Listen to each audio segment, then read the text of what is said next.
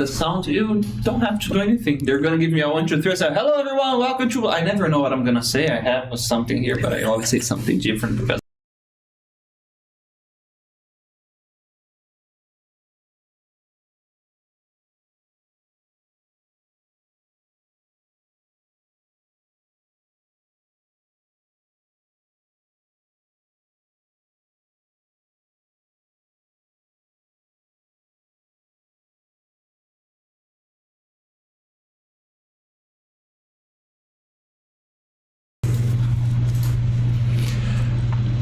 Hello everyone, today we're gonna have a very formal episode. No, I'm joking! Welcome to one more episode of Talking Times. Have you been thinking about what you can do to improve your English? Maybe you have been thinking about why do you study English? Maybe you have been thinking about changing careers. So a lot of this and a bit more we're gonna have today. I'm here with Jennifer, we're gonna have an amazing conversation.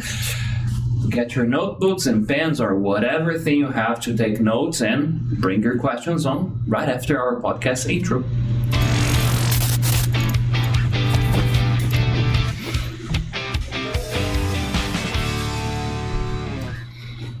Hello Jennifer, how are you? Hello, I'm fine. How about you, Mike? I'm very happy and glad that I remembered to turn on the sound here. It has been a few episodes. You guys know that I forgot it. And hello everyone, it's a bit tricky. Well, linking this conversation to what we were chatting before. Sure. Being a teacher or being a podcast host, whatever you do something live and that deals with people, you need to be ready for something that you are unprepared, mishappenings and stuff. Yes. We will go over about this in a few minutes, but before that, introduce yourself, please. Sure. So, hello guys, I'm Jennifer Fagundes. I have 27 years old. I am married to Wagner, who was here from the last 2 weeks before. And I am also a mother. Nice. She started it. It was not me. Nice that you are a mom. I am going to be a father in a few weeks. Oh, bingo. Nice. Yeah. And then I need some hints, Oh, sure. It's something very weird because I have been hearing a lot. People, oh, you're going to be a father of a girl. And they have the same reaction. And why is this a thing? I'm a father of a boy, father of a girl. Apparently, that changes the guy, huh? Yes, I think so. I don't know because I'm not a dad, but I think so. In my case, I love that me and my son have a connection, stronger. But unfortunately, or fortunately, mostly, Vag is always there to help me, and he's an amazing father. Nice. So oh man, that's so cute. I think it's only. Oh my gosh, people speaking for. Nice. I don't know. I think I will discover in a few weeks. We can talk about it. But my friends, they say, man. After you hold your kids for the first time, it's gonna be like. One of my closest friends, I asked him the same question. Okay, and he's the father of 2 boys, Mm-hmm. One is gigantic. I said, what the hell are you feeding your baby, man? And he told me, I asked him, Glauc, what has changed for you? And then he says, he told me, well, I think I cannot die anymore now. I have to live. It was like a Cowboy Bebop answer. Yes. Man, after he was born, I thought, oh man, I cannot die anymore. So he stopped riding a motorcycle and started to do less reckless things. But okay, later let's put a pin on the motherhood thing. Sure. Tell me about, every time I talk to a teacher, there's always a story how the person has become a teacher. Never a straight line. It's never like, I decided to be a teacher and I became one and here I am. That would be a what I've done type of answer. But what happened to you? What were you doing before and then you ended up becoming a teacher? Okay. I started learning English in a school that had some opportunities.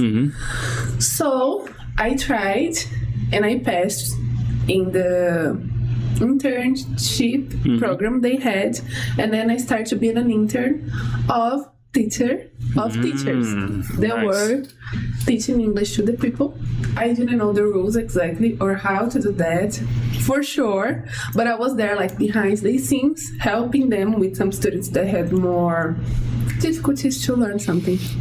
So your job was focusing on people that was struggling to learn. Yes, this is very nice for thinking about teaching and for a professional development. Because answering the question that you were telling me, I don't know how I got the job because I was a bit nervous and blah, blah, blah. Sometimes, every time I'm interviewing people to work as a teacher, or the thing that the other coordinators, they normally share, is way, way better to hire someone and to work with someone that you see that has a bit of passion or a lot of passion about engaging with the students, about teaching, than somebody that maybe has years and years of experience, and then the person like, I've been tutoring for 25 years and I do this in my way, and then you imagine, man, this person is not going to follow the methodology. Yes. The person will use whatever hacks or things they think is the best, and it's going to be a problem. And sometimes you will have a person that says, I have been teaching this or that, but you see that the person has the most important thing, that is being empathic with the student. I've been there too. I wasn't born speaking English. It's my second language, so this type of thing. Let's go back a little bit. When you were learning, how was it for you? Was it easy? Was it difficult? Was it natural? Well, before I entered in the school to study English for real, like do the proper course, I had already tried to learn something with friends. And when I arrived at the school to learn, I knew, like, because of friends, how to create sentences or communicate myself in English. But I didn't know the basic rules. So I didn't know simple present, for example, or simple past. And when I was talking to my teachers, they didn't believe because I could express myself. Are you a basic student? Yes, I am. Exactly. But you were speaking. Oh, thank you so much. Yes, but I didn't know the rules. And how did you learn before? Was it just chatting with your friends, like random things, or I don't know, watching something that you like? What did you do to learn, to practice? Well, I practice discussing with myself sometimes. So I was creating some scenarios on my head, like, I want to get mad with someone and be eating, so I can say, I'm not hungry anymore, and leave. And you did like both. This. I'm not judging because I am actually fascinated. That's very clever. Why interact with people? You can do it on your own. Yes, exactly. Would you have different accents when you were doing this? No, I was not. It was a very valid question. I would do that. And I'm horrible on trying accents, but I will one day succeed. I know. I am bad with accents too. I can only do the Russian one. So imagine you are doing this. You go to a restaurant, and the waiter. I'm already bugging. You see, the waiter is a Russian one. What would you like to eat? I would like some chicken. We do not have that. You're gonna have the rushti pasta.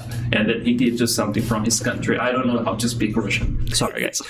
But that's actually clever, and because you practice and learn with the resources that you have available there.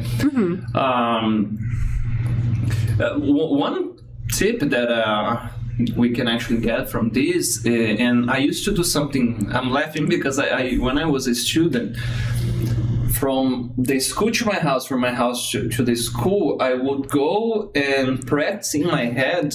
I wasn't having great discussions or anything like that, but I would I do this every day, and I got this, and I blah blah. try to practice the structure that I have been learning there. So if I was learning, I don't know, simple present, I say, I like to do this, and do you like to do this? Yes, I like to do this. So I imagine I was 16, 17 years old, going to the school, people may think, look, it's probably a weird boy there, or I don't know, maybe it's going through a phase. But it's amazing. So you can get vocabulary. I, for example, didn't know how to say the things on my house, like a spoon, a fork, and then I put some tags on it with the words in English, so I can start to say my routine in English. This is very clever, too. Yes. I had a few students that they said that they could actually remember the vocab by doing this, And maybe you guys watching us, there are some advanced students that, for example, they know how to express themselves in some fancy grammar structures, but if you ask, what's the name of the object that you hold to open a door? Again, this is what you get, Yes. I have no idea. It's because it's an everyday object that sometimes you will not find in a specific lesson in one specific book. That's actually very clever. One thing that some people do, but then is kind of not perfect because you don't have the conversation part, is when they have a journal, and they write on their journal, my day was like this, and blah, blah, blah, blah, and describe things. What happened to me, I don't know if you had something similar, Jennifer, I would get the vocabulary, for example, I would describe what I was doing at the moment that I was doing. For example, if I was walking and going to the school, I would say, now I'm gonna hold, the car is passing in front of me, I'm walking on the calçada. How the hell I say calçada in English? And I don't know how to say calçada. Then I would go to the class, teacher, how do I say sidewalk? Okay, sidewalk, take note. And it was like this. So you had a lot of experience talking to yourself. Yes. Okay, nice. And when you started doing classes, there's another thing that actually changes when we become a teacher. But what were the things that your teachers did that you actually liked or appreciated, that when you became a teacher you thought, I'm gonna do the same way that teacher Mario does? I had a teacher Mario that was amazing, that Mario. Okay. Polemic. Because I tried to be like my Spanish teacher on classes, of course. No, teaching Spanish. English class number 1. Welcome to Tempos Idiomas. Espanhol em 18 meses. Yeah. But she was amazing. She tried to do a lot on classes. There was like a traditional school, but she also had these ideas that Times already has, like bringing songs, bringing movies and scenes. So every time she could do a class different, I tried to inspire myself on her to do my classes, my song classes, my movie classes, and even the posture of the classroom, because she could make everybody there feel included. And I was very introspective. I still am, but I also felt included. And this was my major preoccupation. If everybody there was like included on the class. This is amazing. And one of the reasons why some students, they feel uncomfortable, first, every time we start to do something new, it's challenging because it's new. Our whole body is designed to avoid uncharted territory, like, I'm going to a place I don't know how people will receive me, how it's going to be.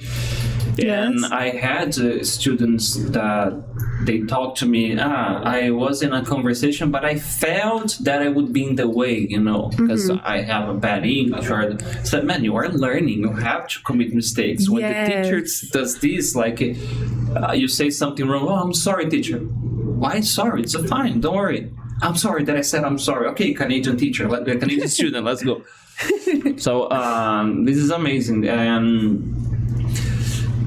What do you think are the if you need to have one thing to be a good teacher, this thing is very important, what would you say is the thing? Do it for love. Okay, nice. You see, that's why they hired you there. That's nice, very nice. Okay. there is a question about the Spanish thing here. And you improved your fluency by talking to yourself. And then there is in the shower. Yeah. So, okay, I guess the tip that we can have from it is get yourself immersed in the language whenever you're learning. Do something that you like, a journal, whatever. Nice. Okay, so after this period, you started doing the course, and then you became like the trainee there. And how was the process when you started working at Times? It was funny because I had You had somebody on the inside. Of course, I had an advantage, but I don't know how. I didn't know how to manage because I wasn't talking English for a while, and I didn't have the vocabulary, and I didn't know how to teach. Like I know English, I knew English at the time, but how could I pass the English I know to other person? Oh, that's the greatest challenge ever. Yes. That's challenging because one thing is like in Portuguese, right? I always say if I had to give a Portuguese class, it would be the worst. So I don't know. I know how to use it to communicate, but to give this knowledge. Why do you say this and not that? I have no idea. Just do. You know. I passed through this, but then I insert myself in English, like total. I was only watching things in English with subtitles in English, only music in English, and everything like this because I needed to get the vocabulary again. And then I still don't know how, but I passed, and I became a teacher. And that is completely different because suddenly I'll pass through not talking English at all, only gossiping with my husband when appropriated, to talking English 8 hours a day, 6 days per week. And then I started to forget Portuguese. I knew the word in English, but I didn't know in Portuguese. I couldn't remember. And then people start to say, oh, look at that. So you are fancy now. And they think that is we are doing this all because we're up the nose, or it's actually a brain bug, you know. How the hell do I say this in Portuguese? And I don't know if it happens to you, but the type of contacts and conversations that I have in Portuguese, because of the environment, sometimes are completely different from the ones that I have in English. Yes. Yeah. No, not anymore, because I'm getting old and I guess the things mixed up. I talk about, we have a bingo here that I repeat the same thing in every episode. Fishing, 𝗵𝗵𝗃𝗀𝗶𝗺𝗃𝗀, Lord of the Rings, One Piece, or Skyrim. You know, don't explode. So, but normally this is the reason. For example, in Portuguese you talk about, I don't know, maybe your family routine, your everyday routine. At work you will talk about, I don't know, trigonometry, or vice versa, you know. Have you tell us about what was the moment, Jennifer, that when we start teaching, I told you a bit before, I was a bit insecure when I started teaching, and I had some social skills problems, you know, but it went away because of every day I had to talk to people. So it didn't matter, if you're a bit shy, I don't know, I have this conversation here, presential students, I enter in the class with 10 people, they're like waiting for me. Every day doing this, and eventually you get the hang of it. So it's okay to feel like this, but when was the moment for you that you felt, I can actually do this? I don't know, something that happened to a student, somebody struggling, that said, I can do this. I'm a good teacher, actually. Look, when was it for you? Okay, I needed to learn the classes before I give them. Oh my gosh, I'm going to, if it's possible, to go back in time and fire me, they will, right? But I didn't know the rules, so I started to study English, the class, before I gave the class, to be sure that everything will be passed to the students. That's amazing. Until I get to if clauses. When I get if clauses, I learned the teacher's guide. That is amazing. And I knew how to pass. I didn't need to learn how to. Claudia's gonna be so happy now. If you are watching, Claudia, I know what you're doing exactly. He is doing this. I know. He's doing exactly that in this moment. Something that happened to me, they crack every time I do this type of thing. It's because it's really something that happened to me is that we can explain a lot of advanced grammar in 10 minutes, and I don't know. If it was before knowing this type of methodology, I would need, I don't know, weeks, many weeks, maybe a semester to get the students to learn present perfect, like you said before. Yes. Or for me, the biggest demon was past perfect continuous. We were talking about you, Claudia. Yeah. She was describing the teacher guide. You see, I mentioned the guy, he's already here in the room, but you will not know him. You know him only by the names in the book. My demon, the monster that I had as a teacher was past perfect continuous. I couldn't understand that. I would go to, those grammar online. And then I saw an explanation that actually made sense for me, but not that much. When I started seeing the guides that we have here, I said, oh, it's so much simpler like this. And the fact that the student gets a whole week having contact with the thing, the magic happens in the class, Yes. And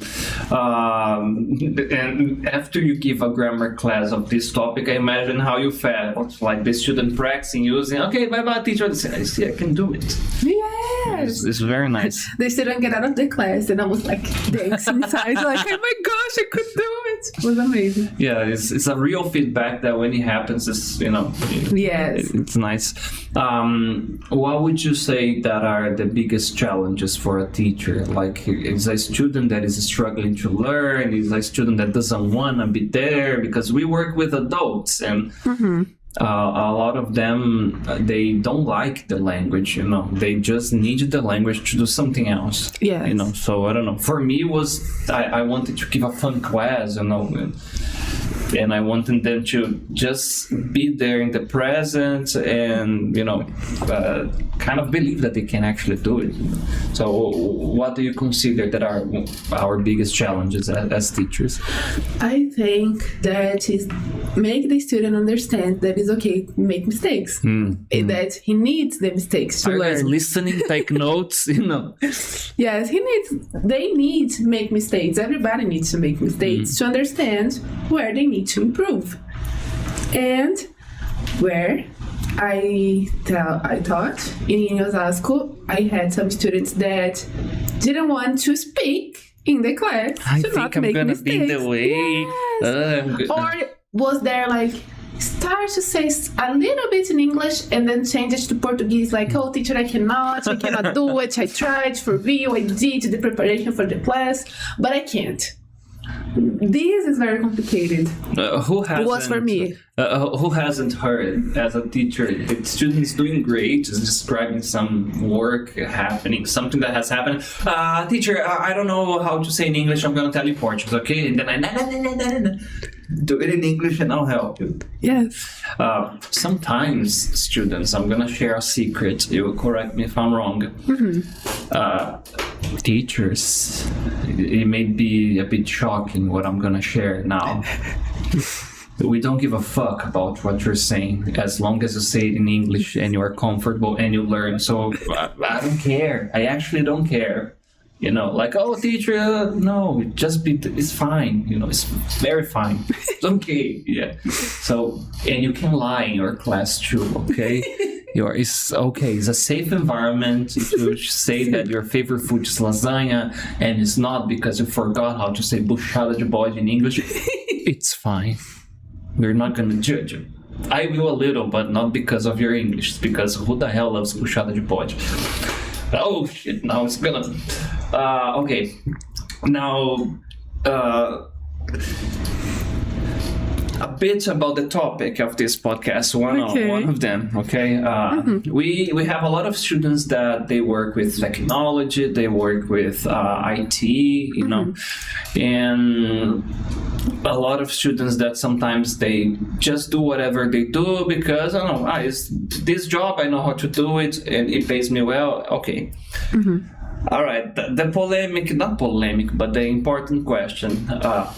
What are the reasons that someone should have to change careers? You know, you do something else because you want to feel challenged, and you do something else because, I love this. My question is, should people work with something that they like and love, or it's tricky because they're going to start hating the thing? I think it's tricky because our work is always work. So you can enjoy it, but will not always be roses, you know? Exactly. You're not going to be there and only enjoy your work because it's a work. You need to do it. You have a responsibility for it.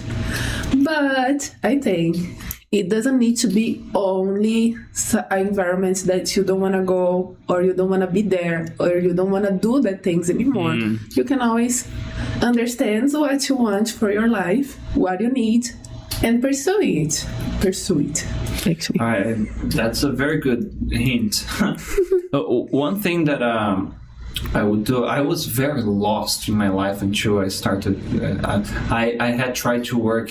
This is not a bingusti, or have I already said that I tried to learn how to fix a car? You know, like I was in a mechanic school. No, it's a new one. Nice. You see, I still have new stories. I'm not that old. When I was 14, my first job was in a mechanic, auto shop, and it was this old guy, Arlindo. He was very nice. My father talked to the guy, said, my son would like to work here, and he needs to do something to get a skill, blah, blah, blah. I had an uncle that was a mechanic, and I imagined, if I learn, maybe I can work with my uncle, I was 14 years old. They opened the doors to me. Nice. And I ruined it. No, I didn't. I started to learn. It was very nice, but I couldn't have the discipline to go there and learn. So I lost this opportunity, I tried to learn electrotechnician, those courses that people can fix electronic things, and they work in those companies where you see that guy you see on a post fixing something. I said, maybe I can do that. The mathematics ruined it for me. So I was trying to find a job because I imagined this is respectful, this pays a nice money, or these opportunities could be good. Eventually I started teaching English, and I loved doing this, and here I am, So I guess I would say people have to try a lot of different things until you find that one thing that, I can work with this, I like it. Yes. The only problem is you need to have a backup plan because we need money, right? Yes. So sometimes we will have to do whatever you do. So I have this job, and maybe I will try many different things in my spare time. This could work. How was the career transition for you? What were you doing before? I was teaching. And then you changed it to the company I work today, and I didn't I didn't enter in the position I am now. So I became an agent. I was taking calls from customers. But dealing with people in an angry way sometimes. Yes, but I needed to register on the system everything on this call in English since I entered. So you were still practicing using your English. Nice. Yes. So you were dealing with international clients? No, I did with international ones, but the system is international, so everybody needs to get data or something. Okay, so you were still dealing with people, but the whole very differently now, right? Because I don't know, how were people nice with you on the phone? Yes, I am very gentle. So if people get for real, sir, if people get I angry, can see here in my system that there's something that, on the hold. It means your payment is due. Do I have to? It's not for internet or anything like this. Okay, that would be. It's tricky. It is. And okay, nice. What did you learn in the new position? Because it was another new territory, something different. What were the things that were new for you that you said, "Oh my God, this is very interesting, new things for me"? Okay. Soft skills to handle with people angry was something new for me, because I was the person that if people say something a little bit louder, I was like, okay. I don't want to talk to you. You will talk to me. Yes, I know. I will do like this. I say, it's okay. You want to talk with whom? I can transfer you. No problem. Really? You're like, oh my God, this makes people even angrier. I don't know. They used to calm down. For real. Because they were there very angry. And I was like, okay, talk. And people talk. And I was like, oh, I got it. No, this is really not good, right? That one you just say to me, for real, was bad. We're sorry about that. Can we handle it now? And people, okay, let's handle. Oh, that's actually very clever, because there is a technique there that when you are dealing with angry people, they have to vent out. Yes. So you don't confront, you don't just let them talk like you did. Mm-hmm. What is it that can make people more angry? Is like the person, oh my God.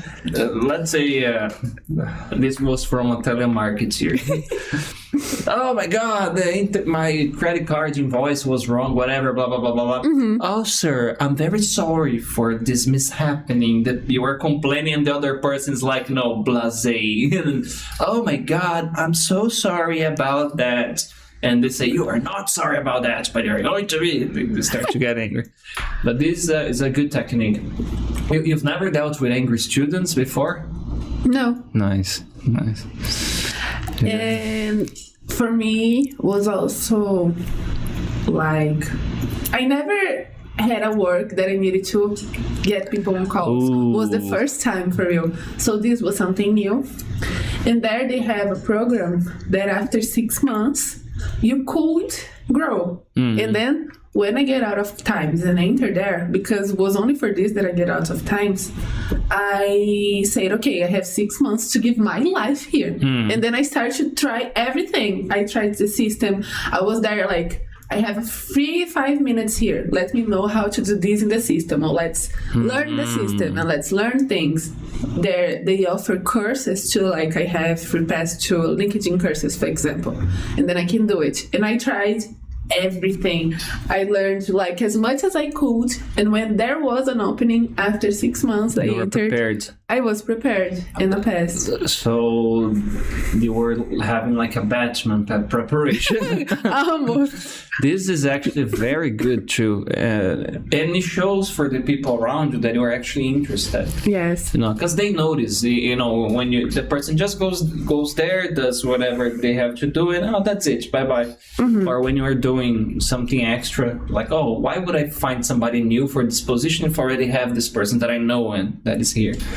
Okay. So what was the name of the position you had before? Was agent. Agent. Only agent. It's like fancy. Yeah. What do you do? I'm an agent. Yeah. Like, well, you mean like with the FBI or something? You will never not know. Yes. If I had tell you, I would have to kill you. Exactly. Okay. You were dealing with people, and the new position was similar, or was it very different from the thing you were doing before? It's a little bit different because now I handle the agents, not the clients. Okay.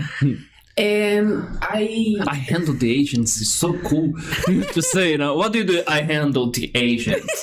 Oh, this agent is not doing. I handle the processes, you know. This agent is not doing his job. I'm gonna handle him. No, this is with the team later. You know, it's not with me. So if you don't do your job, Jennifer is gonna handle you. Careful. No. If there's anyone at my company listening this, no, okay. They are. Oh my god! I finished work at 5, but I'm gonna do it right now. Yes, I will get tomorrow. That they say, "Oh, Jennifer, hello, we have a paper here for you." You are handle people then. You're handling them amazingly. Okay, so sorry. No, that's all right. But it's nice because explain to me, like I'm 5 years old. What do you do there? What does the agents do, and what do you do? Okay. Process analyst. Yes. That's the position. Okay, so it also sounds cool. There is the nomenclature as SME, like subject matter expert. So I am an expert on processes. That's what I do. And then I get people to understand the process. I help them with any process they don't know. And if it is a complexer, or more complex, actually, let's respect the rules. Sorry, guys.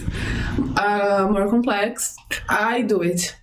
It's not the agent, it's my responsibility. Okay, so you are, I'm going to use this terminology, correct me if I'm wrong, but you are an inner asset from the company who helps the other employees to get through the things they have to do their job correctly. Yes. Okay. Or if something gets out of control or something very bad happened with the consumer, I handle too. Like it comes to me to do the bridge with the consumer to my internal team. Okay.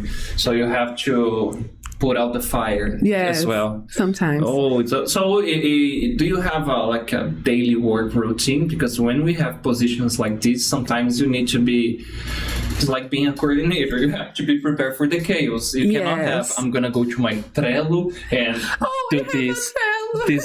You don't? I do. Yes. I use my Trello to do my routine. Do you follow all the checklists there? No. Of course not. No, because I'm doing something that I need to do, and then someone calls me. Jenny, help me, please, because of this. Or I have a call, a reunion on Teams, So and then I need to be put there. everything on hold, and then you go there. Yeah, and okay, this is actually very good stuff. What can we do? For example, maybe we're good at improvising. Being a teacher, we learned this skill. You have a plan. Sometimes the student is different from the profile that you thought you would have, and then you have to approach in a different way. So you have to adapt. Bear Grylls style sometimes. So what do you do to avoid stress? Because a lot of people, they're very systematic. If at 4 p.m. I do whatever process X, Y, Z I have to do, and then something else happens and gets in the way, I need to postpone that activity, which is normal in this type of position. Yes. For some professionals, they lose it, like, oh my God, they need to work on a very strict system. So what would be your recommendation to not get crazy and don't have a lot of stress? I don't have a recommendation because I don't avoid it. Yes, I get angry. And then I said, okay, I can breathe. I be there like, I will not answer anyone for 2 minutes. I need 2 minutes. And I'm there like, breathing, and then I come back to work. We need to normalize having a screaming room in companies. Yes. It's just a small room. There is one right there with the glass. You go there, so you can do it in your car as well when you are very stressful, and then you do whatever you have to do. I would love to have a breaking room too. Like you go there with a baseball bat and a breaking room, not for with meetings. the computers inside, so you can break the computers. It would be amazing. Every year. Okay, CEOs, take note. This is good stuff, Jennifer. Every year, the companies should get all the objects that they have to give away, put in the same place, chairs, tables, old computers, things. And then we can break during the year. Yes. No, so easy. And then you give to whatever recycling company that you know. Yeah, you do a good for the planet and for the people in it. Yeah, exactly. Nice. Okay. All right. And what are the... Okay, this is one we can put here. The disadvantage of doing this job. You cannot have a strict routine because things happen. Yes. And are there any other disadvantage, or if there is somebody watching us and I want to do this type of job, how can this person get prepared? Like prepare themselves to do this? Okay. My function. Exactly my function. Yeah, Please don't want to do this. Right? First of all, don't do it. Not exactly this. Okay. Something similar. But something I want to be similar. a process analyst. What skills should I improve? Okay, your soft skills, your resilience, for sure. Don't be systematic. Yes, I am kind of a systematic, but my first leader there taught me that if I need to do something and it will take no more than 5 minutes, I do it when it happens. So if I'm doing something and appeared a thing that I can resolve, that I can solve in 5 minutes, I do it and I continue. Makes because sense. I can come back. It's not gonna be in the way of whatever task you're doing. Yes, exactly. You can go back. But then I do my Trello. I put everything I need to do, and then I prepare like 3 sections. Not started, and then. And I put what I didn't start yet. You are very There. systematic. I am. You are describing in my head. I'm like Nazareno. You don't have idea. If you enter in my functions, there is a document explaining to someone else if I need to get out and people do my work. I am very systematic. Okay. Hence the Batman preparation you had before. Okay, nice. Yes. Okay, sorry. No, don't worry. I'm baffled. Because what I normally do is I just click it on the tasks that I finish.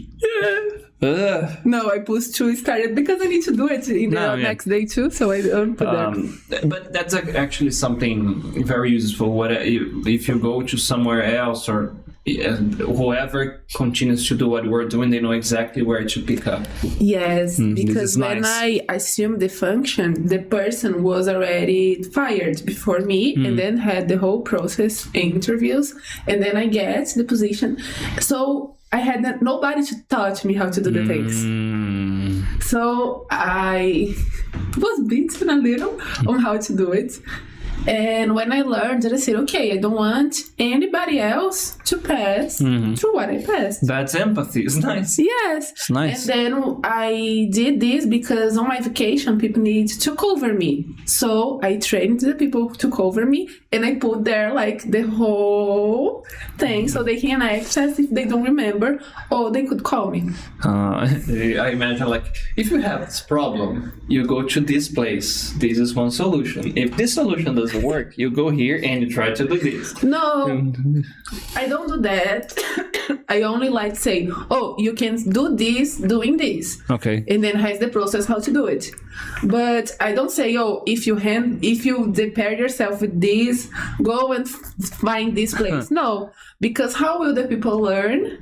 There is the instruction. Okay. But how will the people learn that they need to go there if they don't pass through it too, you know? Okay. If they need to, everything, actually, everybody knows. Everything you need to get, like a data from it, there is the material. But if you need to learn, I explain to the person, of course, I train it to people to get on my position if I get out to vacation. And they have no problem with them. Nobody called you on your vacation. No. Good. That's... Because they learned, they get the... I don't know how to say in English. They got the hang of it, the process. Yeah. Yes. They adapted to the... Yes. Nice. I guess this is an advantage of being a teacher too. Because you have the didactics to, oh, I do this, you have to do that, and this is how you do it. Yes. Okay. How is a normal daily routine for you? Work from home or you go to the company? I work from home, like nice. solely. I only go to the company like once a year. Once a year? Yes. Nice. Once a year to have some training. And okay, this is another thing that can be tricky for some people. Working from home. Amazing, you don't lose your time in traffic and stuff like this. Okay. Tricky for some people. The line is very thin. This is when I'm working. This is when I'm home resting. You know. So, what do you do to have this separation? I hope you don't say I don't. No, I do. I do. I actually do. Don't worry. Now the word don't move. Okay. I have a room that I use to work. So I'll be there the whole day working. So I don't have access to the other parts of the house. Clever. So I don't get templates like, oh, in the coach there is a blanket. Let me fold. No, I'm not seeing it. Okay. I don't even have the possibility of doing because I'm not seeing it. I'm not there. Yeah. Yes. Nice. And I get there everything that I need too. For example, I know I will be thirsty. So I have a big bottle there with water. Oh, I know that I have 2 pauses of 10 minutes. So I put there something close, then I can go to the bathroom, but be there too. The problem, my fine line is in the end of my work for the company and working home, because it's like passing from one work to another. I don't have the pause on coming home to get to do the work. No, I stop one and I became the other. Okay. I initiate the other. I remember, I don't know who was the person that we were talking about this. One thing that I used to do during the pandemics, I was home, I would put my uniform, my teaching uniform, and the moment I used to teach from my bedroom, so it's very tricky because your bed is right there. Yeah. Put your laptop in there, and my things are here.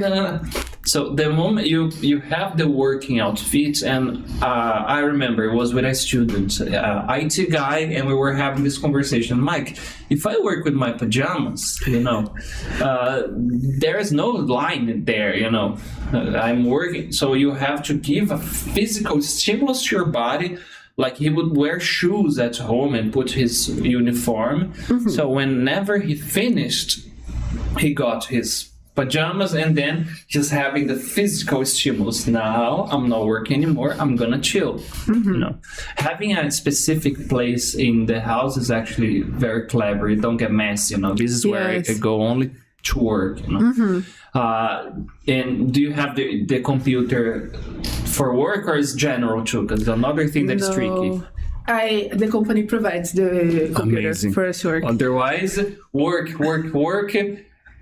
A tab here with something personal, it gets messy. Yeah. Nice. Yes, there is blockage. No, because sometimes with what I do, I need to search something in Google, for example, to see the price of it, Makes sense. The media price. And when I try to enter in the site, it's blocked. Even these, that I used to work, it's blocked there. Yeah, So it's clever. too. And what are the advantages of working from home?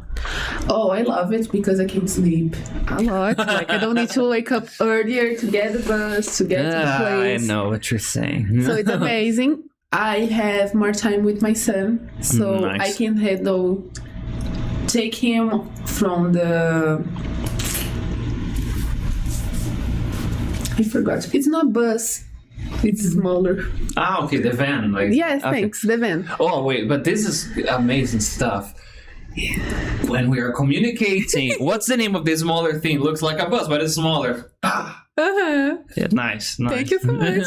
This is... And see, it's normal to forget. Exactly. It happens all the time. It's okay. Yeah. It's nice. It's exactly what we want to happen in class when the students are interacting. And I told you before, when I forget stuff, I just create words and hope the other person, that blah, blah, blah. And then if the person corrects me, you mean blah, blah, blah. Yes, this. Thank you. Oh, I was tricking you. See if you are paying attention. I have done this actually. It was on purpose, just to see if you knew. Yes, exactly. Never. Nice. So you have more time. You can take your kids to school or to the van? Yes, okay. I can take him out. And when I finish my job, I have the whole routine with him at night. I can be totally with him. This is very nice. A lot of parents, how do you... another thing, when they are working, he's not at home during your work time, he's at school. This year, it's a little bit complicated because he changed shifts. So now he's studying in the morning and I work in commercial hours. Oh, so he's there too. Yes. Oh, difficult, imagine. Oh my God, let me just check him a little bit. No, it's okay. I can only say to my leader, I need to handle this with my son. She says, okay, go there. There's no problem on this. Because she knows I'll always be there when she needs it. But I also have my grandparents that live in the same street as me, and they love my son passionately, and I can go there with him, that they spend the day with him, and at 6, or Vagli go at 5 to take him, or me at 6. Nice, amazing. Back to home. Yeah, this is a future plan that I'm already getting ahead of myself. She's not even born yet. But yeah, the grandparents, they're great for this. The only thing that now you can give me some hints. I'm worried about the food. I had this conversation with my in-laws, like, she's not gonna eat candies, It's gonna be like this. And I'm actually looking forward for the first time that I have a barbecue and I give her, Amy, have this, I like the reactions. So you need to have this type of conversation when they're watching your kids, like, you're not gonna eat this, you're gonna eat that, and No, not so much, but I used to freak out. Yeah. It's not because we don't want, because we are bad people. Don't give this to my son because I don't want my son to have the pleasure of tasting this food. It's not this. He doesn't have the system to digest exactly the things. And more than that, I was so that friend that I said that he told me, I cannot diet more now. I agree with you. I saw his wife, that's also a friend. She was eating candies, and the kid was like, because he has never had it before, so he doesn't know how delicious sugar is, and wow, the sugar rush. And then it clicked me. It's the same thing when parents are drinking wine or beer or alcohol, and the kid said, can I have something? And they said, of course not, just when you are an adult. If you treat candies and junk food the same way, eventually, the kid is going to be in school, the friends will be there eating, and he's going to say, but my friends are eating, that's something wrong, I'm going to have a talk with my father or my mom. But eventually, so if they've never had it, they will not have the cravings, and it's like that. So this made me very calm, after checking. Like, he was really fine, and he said, he doesn't mind, because we were giving some candy. So, oops, no, he doesn't eat. And then she looked and said, but I do. And she ate the candy with the baby here, the other kids there, and it was fine. That was just a matter of habits. What's the name of your kid? Felipe Dante. Felipe Dante? Yeah. Nice. And Felipe, do you and Wagner talk in English with him? Yes. And I also talk in Spanish with him. In Spanish? Yes. Okay, so it's learning 3 languages at the same time. Yeah, he cannot even speak Portuguese yet so clearly because he has the tia, the autism. But he's learning now, and he's trying to talk more now, and we want to see if he will learn English easily, so we can everybody gossip in the process. The gossip. I left the gossip for them because it's very interesting. By the way, we are almost running out of time already. See, time flies. Oh my gosh. Yeah, I know. But okay, there was one of our students that he has a kid. The name of the student is Alan. He was telling us that he only speaks in English with his kids, the mom only in Portuguese, and the kids grew up like daddy's language, mom's language, In your case, would be mommy and dad's language, if you talk to him in English, grandma and grandpa's language, maybe if they talk in Portuguese, but you also mix Spanish there. Yes. Damn, it's gonna be amazing. Like, what the hell are you hablando? It would be something like, okay, so eventually what may happen is the moment he sees that you understand Portuguese and Wagner understands Portuguese too, is gonna say, you were talking in the language, but I can talk with you in this one. Yes. It's nice. The kids learn so fast, and it's gonna be an amazing habit. Okay, tell me about the gossip. It's one of the advantages, one of the perks of speaking English is you can start to gossip with your pair without everybody knowing what you were talking about. So, my husband is a teacher of times, and when we need to gossip about something, normally in public, we start to talk in English. And my family gets angry. There are some people that get like disrespected because we are talking English. We already had like people saying, oh, because why you are talking this here right now if we cannot understand you? And we were like, because we can. It's a private conversation. Yes, you don't please don't know. Participate. You don't want to know. Yes.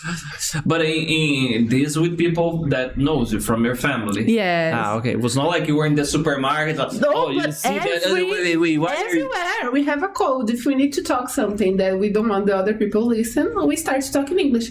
And we don't advise each other like, oh, let's change to English. No, we only start talking and the other that follows.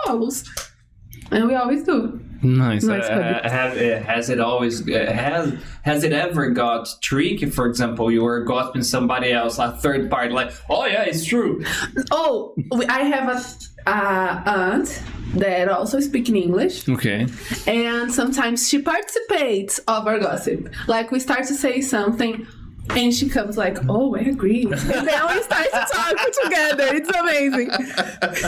Christmas might be very fun in your family. No, it's amazing. Because family meetings are always like, every time you have a family gathering, there will always be the uncle that says something inappropriate or kids that are doing something mad. Yes. Oh my God, did you see? I'm not gonna reproduce family gossip here. Like, oh, you see, Fulano brought a new girlfriend. It's the third one this year. I don't think she's gonna last a month. What do you think? Yeah, and then the answer comes, oh, yes, actually, okay. That's actually nice. No, we don't do this. My aunt is there and we start, because it's something so natural for us that we only start talking. And sometimes we forget that she also knows and she's like, oh, I'm here, stop it. And we, oh, sorry. So you cannot gossip about her. Oh, but what if you do it in Spanish? But Vague doesn't know Spanish. Vague, oh, come on, man. And I think it's tricky because Portuguese is very similar to Spanish. Oh, no, it's true. It's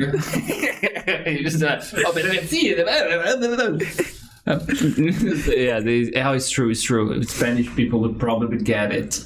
Yes. You guys should learn Russian just to gossip. Yes. That would be German, anybody will understand us. Okay, yeah, that's actually nice. You have your the opportunities and. No, seriously, it's only 5% of the Brazilian population who speaks English, so you have a lot of room to go and speak, and somebody else will kind of discover it. So, as I told you, Jennifer, we are running out of time already.